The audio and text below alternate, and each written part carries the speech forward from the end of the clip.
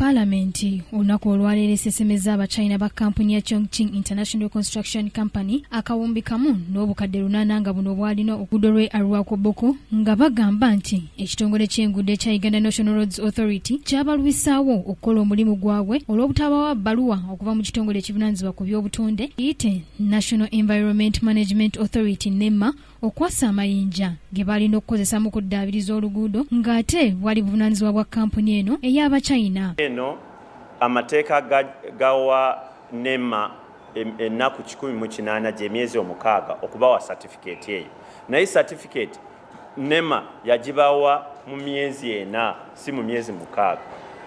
ne tulaba nti sente zino zasasulibwa mu bukyamu.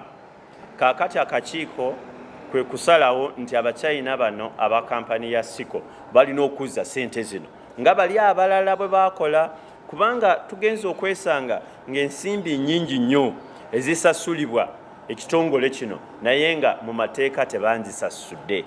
Kaakati tugamba abana abachina sente ezo bazikomyewo, era njagala oba twagala okubuulira eggwanga nti esente zino bamaze okuzizza. Akulira akakiiko akavunaanyizibwa ku bitongole bya gavumenti Abdul Katuntu agamba abachina bano ensimbi zino bazizizza ng'era zaateekeddwako akawunta Parliament gye yaguddewo mu banka enkulu eya Uganda, ng'ensimbi zino ezigiddwa ku kampuni ez'enjalo n'abantu ssekinnoomu nga za gavumenti kwe zirina okuteekebwa. Esente zino bamaze okuzizza, tumaze okuzirikavaringa, kyendowooza nti zigenda kujja mu gundi y'eggwanga, mu nsawo y'eggwanga zikole emirimu emirala.